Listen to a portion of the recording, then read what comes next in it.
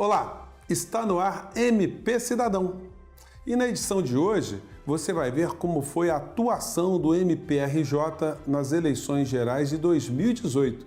Você também vai ficar por dentro das principais notícias do Ministério Público no quadro Minuto MPRJ. E aqui no estúdio, nós vamos falar sobre colaboração premiada com o promotor de justiça Emerson Garcia, ele que é consultor jurídico do MPRJ. Está no ar para todo o Brasil, MP Cidadão, o Ministério Público mais perto de você.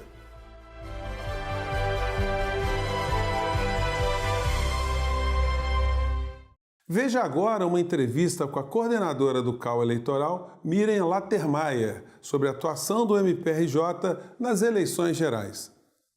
As eleições gerais já acabaram. Foram eleitos presidente, deputado, senador e governador. Nas eleições gerais presidenciáveis, a atribuição para a propositura das ações eleitorais é do Procurador-Geral Eleitoral. E para os cargos de governador, vice-governador, deputado estadual, deputado federal e senador, a atribuição é do Procurador Regional Eleitoral de cada estado. O que não significa dizer que nas eleições gerais os promotores eleitorais possam ficar inertes diante dos abusos de poder político e econômico, fraudes e compra e venda de votos. Nas eleições gerais, cabe ao membro do Ministério Público Estadual, ao promotor eleitoral, realizar toda a investigação dos ilícitos eleitorais. E por que isso acontece? Porque nós temos um procurador regional eleitoral, que é membro do Ministério Público Federal, que por sua vez não poderia estar em todos os municípios do estado. Então, ocorre uma delegação dessa atividade eleitoral, que é federal, aos promotores eleitorais. Então, na eleição geral, cabe aos promotores investigar os ilícitos cíveis eleitorais e também fiscalizar a propaganda eleitoral, auxiliar junto ao juízo da propaganda eleitoral nessa fiscalização para que os candidatos tenham a mesma oportunidade de colocar os seus programas durante a campanha eleitoral. Só que, como as eleições são gerais, a atribuição para entrar com as medidas judiciais pertinentes às ações tipicamente eleitorais é do Procurador Regional Eleitoral. Então, esse membro do Ministério Público Estadual, o promotor eleitoral, ele vai fazer toda essa investigação, vai instaurar um procedimento preparatório eleitoral, vai colher essa prova e terá que, em tempo hábil, remeter esse procedimento ao Procurador Regional Eleitoral, que aí, então, verificará se o caso é realmente um caso que enseja a propositura de uma ação judicial eleitoral. Além disso, existem os procedimentos que correm junto às promotorias eleitorais, como, por exemplo, as representações por excesso de doações. O TSE vai passar todos aqueles dados das pessoas que fizeram doação para a Receita Federal. A Receita Federal, por sua vez, vai fazer um cruzamento de dados e vai verificar quem é que doou a mais do que a lei permite. Essa listagem é enviada aos promotores eleitorais. Apesar da eleição ser geral, por exemplo, isso aconteceu em 2018, essa listagem ainda vai ser enviada agora em 2019 aos promotores eleitorais. E os promotores eleitorais é que vão verificar se realmente ocorreu esse excesso e vão entrar com a representação pertinente. E ainda tem os crimes eleitorais. Se o réu, o indiciado, não tiver foro de prerrogativa de função, e a gente viu que há pouco tempo atrás os tribunais superiores restringiram a ideia do foro de prerrogativa de função, se não tiver quem faz toda a investigação dos crimes eleitorais, e aí eu não estou falando de procedimentos cíveis eleitorais, e sim crimes, também são os promotores eleitorais, membros do Ministério Público Estadual. Tanto nas eleições gerais quanto nas eleições municipais, o Ministério Público do Estado do Rio de Janeiro recebe denúncias via ouvidoria e via Disque Denúncia. Essas reclamações são distribuídas pelo CAU Eleitoral para os promotores de justiça com atribuição na matéria. O ideal é que todas essas reclamações virassem ações judiciais, mas, infelizmente, nem todo denunciante fornece os dados necessários para a instauração de um procedimento. Na seara eleitoral, a maioria das ouvidorias são anônimas. E eu tenho um período de investigação muito curto, né? Tanto os promotores eleitorais quanto os procuradores regionais eleitorais, eles têm que propor as ações eleitorais ou, dependendo do tipo de ação, na data da eleição ou na data da diplomação e, por último, na data de 15 dias após a diplomação. E o trabalho dos promotores eleitorais não para, porque em 2020, tem eleição municipal. E agora, como sempre, você vai ver o que foi notícia no Ministério Público no quadro Minuto MPRJ.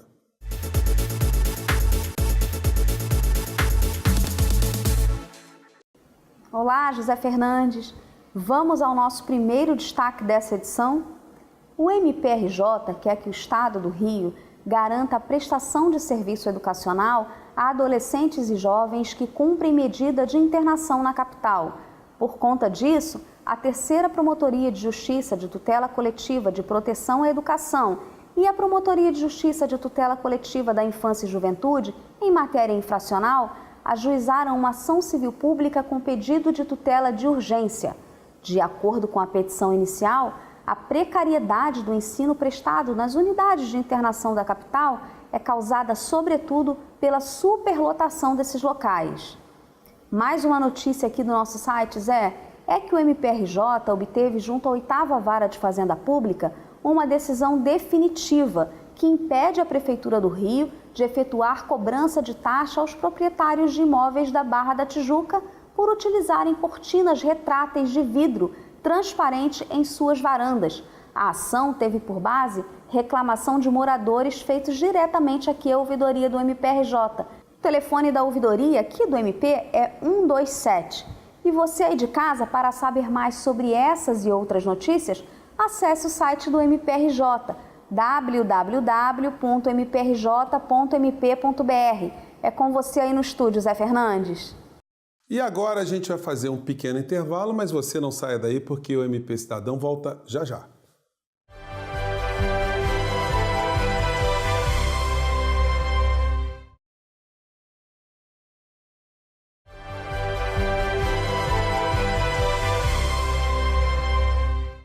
E nós estamos de volta com o nosso MP Cidadão. Você, prezado telespectador internauta que nos acompanha, você pôde usufruir de grandes conhecimentos aqui que o Dr. Emerson Garcia, ele que é promotor de justiça e consultor jurídico do Ministério Público do Estado do Rio de Janeiro e diretor da revista Direito, nos deu nos nossos 2 programas anteriores. E a gente vai continuar atendendo a pedidos, as suas mensagens enviadas aqui para o nosso programa, a continuar no assunto.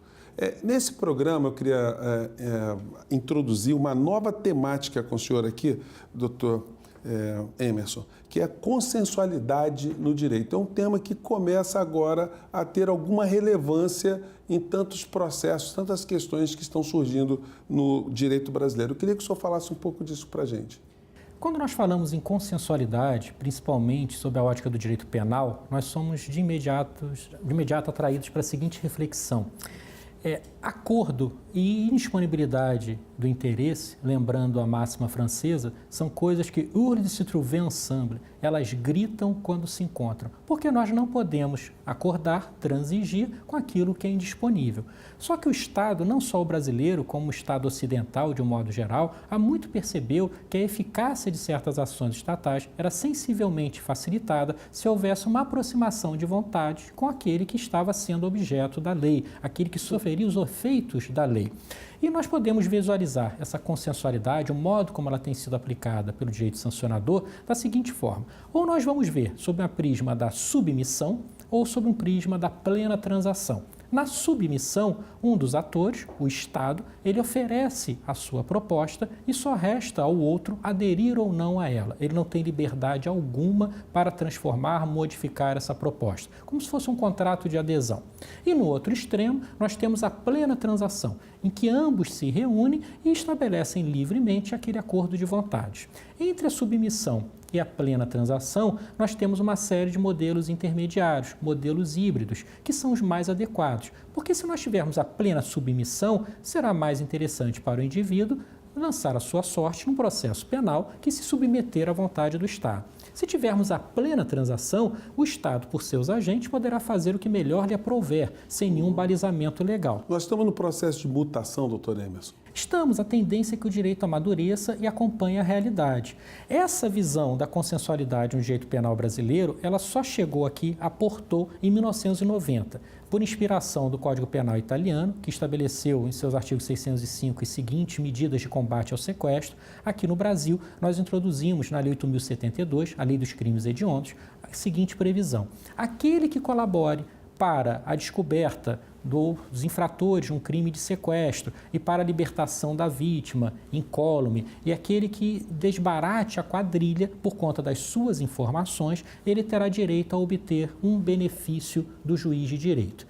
Qual é a grande novidade dessa sistemática? Aquele colaborador, ele prestava as informações na esperança de que o juiz, ao sentenciar, identificasse a relevância dessas informações. Então, essa consensualidade introduzida na lei brasileira pela Lei 8.072 de 1990 é totalmente diferente da consensualidade que se tornou tão famosa hoje com os acordos de colaboração premiada. O que distingue uma da outra? Lá naquele modelo da Lei 8.072 de 1990, a pessoa colabora, a autoridade policial e o Ministério Público não tem nada para obstar aquela colaboração e o juiz é que vai decidir, no final do processo, se aquela informação foi ou não relevante. O que nós consideramos colaboração premiada, disciplinada pela Lei 12.850, é um acordo de vontade em que é definido o que é oferecido e o que será recebido, e o juiz homologa. Então, são situações diferentes.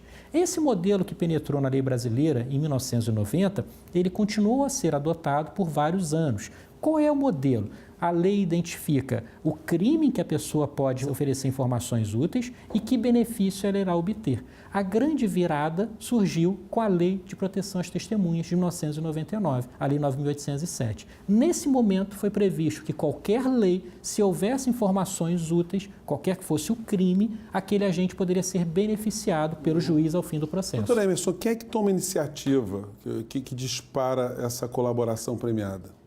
A colaboração premiada da Lei 12.850, que é um acordo de vontade, ela pode ser de iniciativa do próprio autor da infração ou pode ser provocado pela autoridade policial ou pelo Ministério Público. Ou seja, tanto o delegado de polícia como o promotor. Então, quer dizer, o primeiro contato provocar. Pode ser do advogado do acusado com o delegado de polícia. Perfeito. Ele pode dizer, olha, tem informações úteis. A única coisa que o delegado de polícia não pode fazer, por decisão correta do Supremo Tribunal Federal, é oferecer o perdão judicial, porque isso vai afetar a legitimidade privativa do Ministério Público para ajuizar a ação penal. Naquele outro modelo que eu mencionei, em um simples depoimento, se ele der informações úteis e aquelas informações forem utilizadas, o juiz, ao sentenciá-lo, deve lhe dar um benefício. E o juiz ele tem a livre disposição ali para quantificar essa redução? Perfeito. O Supremo Tribunal Federal, em relação a esse primeiro exemplo que eu mencionei, introduzido em 1990, ele decidiu que há um direito subjetivo do réu a obter um benefício. Mas da mesma forma que o juiz, seguindo aquelas diretrizes do artigo 59 do Código Penal, deve quantificar a pena que deve ser aplicada, ele também vai quantificar o benefício que será fruído pelo réu. Então, o juiz é que vai avaliar e essa avaliação pode ser revista por um tribunal de segunda instância ou, no extremo, pelo Superior Tribunal de Justiça ou pelo Supremo Tribunal Federal. Gente, olha, o programa está muito bacana. A gente vai voltar aqui com outras questões. Você não saia daí porque o Dr. Emerson tem muitas coisas importantes para falar para você. Até já.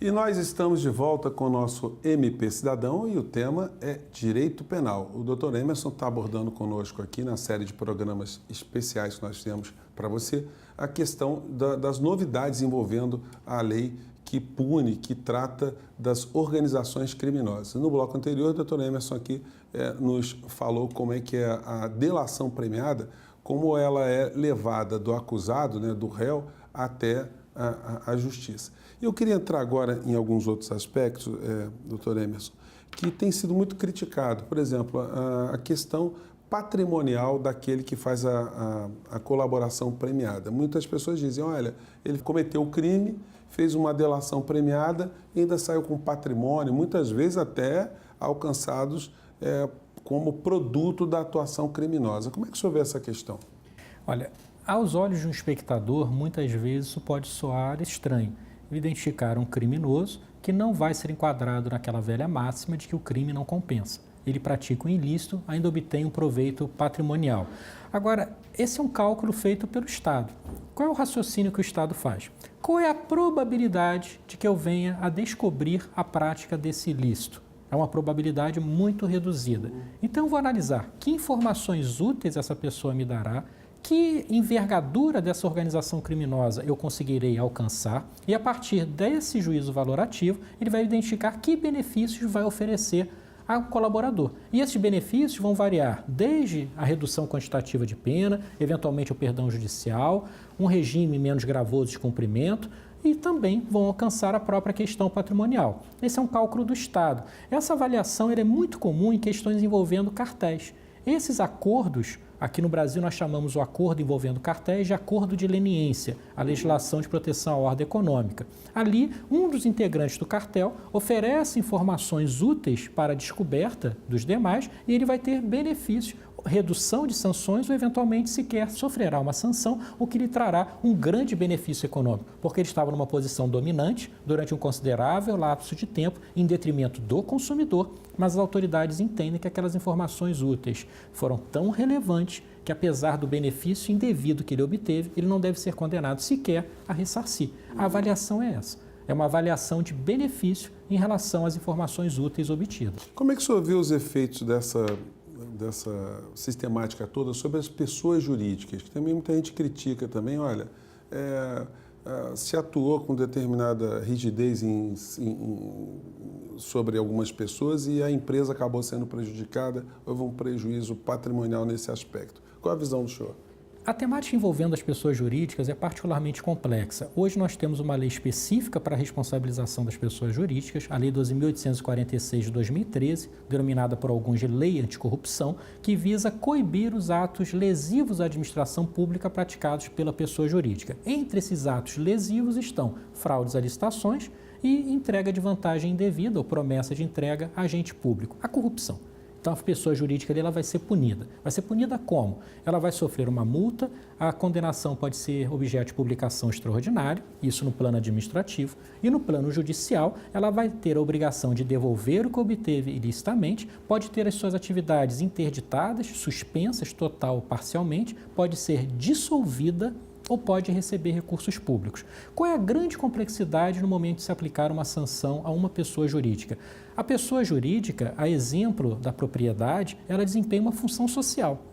Então, quando nós atingimos a pessoa jurídica, nós atingimos não só aquela estrutura orgânica com personalidade jurídica própria, mas incontáveis pessoas naturais e jurídicas, direta e indiretamente relacionadas a ela. Se nós fechamos uma padaria, o impacto econômico desse fechamento é enorme. Ele vai alcançar aquele que fornece trigo, vai alcançar os trabalhadores, os familiares, vai alcançar o giro econômico de fábricas que compravam um lanche ali perto. Então, tudo isso precisa ser calculado por um juiz de direito. A opção no Estado contemporâneo é sempre a de preservar a pessoa jurídica, em razão da função social que ela desempenha. Mas o Estado também não pode ser condescendente com a prática ilícita. O desafio do juiz é encontrar um ponto de equilíbrio entre esses dois extremos. Agora, doutor Emerson, é uma questão difícil, bastante subjetiva. Esses réus, essas pessoas que foram condenadas nesses processos, o senhor acha que, de fato, eles aprenderam a lição? Dá para a gente perceber que a vida do indivíduo desse não é mais a mesma que era antes? Ele agora ficou estigmatizado, a família, enfim. Os efeitos de uma condenação proveniente desses episódios todos que nós tivemos no Brasil, eles têm, no mínimo, um efeito educativo? Olha, como já dizia um grande filósofo, não há maneira mais eficaz de nos decepcionarmos que vermos o próximo como um espelho da nossa personalidade. Eu, se um dia fosse condenado por qualquer coisa, eu ficaria extremamente abalado. Mas eu não posso exigir que essas pessoas sejam um espelho da minha personalidade. A base de valores de que se envolve com ilícitos dessa magnitude é uma base de valores distorcida. Ela é incompatível com uma pessoa que nós possamos enquadrar no conceito de um homem de bem, uma pessoa de bem. O modo como elas agem é incompreensível. ela está se fartando do dinheiro público e ela lança os olhos sobre a sua janela, identifica pessoas morrendo sem atendimento médico, verifica as estruturas policiais sucateadas, um policial não tem um veículo para fazer uma diligência, e aquilo é como se fizesse parte de um mundo estranho ao dela. Doutor Emerson, é quase uma doença mental, né? Quase uma psicopatia, né? Porque o psicopata ele é uma pessoa que sabe aquilo que é errado, ele tem o juízo do que é certo e o que é errado, só ele não tem remorso. O juízo de reprovabilidade sobre a sua conduta é zero, né? E a gente percebe isso essas características de psicopatia em algum desses sujeitos, né? É um egocentrismo extremado. O indivíduo ele se isola no eu e é indiferente ao nós. Quer aquele nós padeça, quer sinta dor, para ele é indiferente. O que ele quer saber é o benefício que ele obteve. O senhor, em alguns contatos que o senhor teve, era possível perceber essa característica? O senhor olhar assim para o indivíduo e falar assim, meu Deus, esse tem um desvio que é incorrigível. Os criminosos contumazes, eles existem desde que o mundo é mundo. E se a pessoa não põe um freio às próprias necessidades, ela nunca irá se saciar. Se ela tem um carro, aquele carro é insuficiente, ela precisa de um helicóptero. Se ela tiver um helicóptero, ela vai querer um avião. Se ela tiver um avião, é pouco, ela precisa de uma frota. Então é preciso que nós estabelecemos uma ordem de valores interna, lembrando a máxima kantiana, tem duas coisas que me impõem respeito, o céu estrelado acima de mim e a consciência moral dentro de mim. Se nós conseguirmos desenvolver isso, a tendência é que nós não venhamos a cair nas armadilhas que a vida nos propicia a cada dia. E se não adquirir essa consciência, nada como o Estado aplicando uma dura sanção sobre a cabeça desse indivíduo. Perfeito. Olha, com essa fala do Dr. Emerson, a gente fica aqui, chega ao final de mais um MP Cidadão. A gente gostaria de esticar mais o assunto, mas infelizmente nós temos que obedecer o nosso limite de tempo, né? Eu agradeço mais uma vez o Dr. Emerson Garcia, ele que é promotor de justiça e consultor jurídico do Ministério Público do Estado do Rio de Janeiro e diretor da revista De Direito. E, mais uma vez, eu peço a você para mandar suas críticas e sugestões por endereço eletrônico que está aparecendo aí na base do seu vídeo e também que você nos acompanhe pelas nossas redes sociais e pelo site do Ministério Público do Estado do Rio de Janeiro. Eu fico aqui, um grande abraço e até a próxima. Tchau.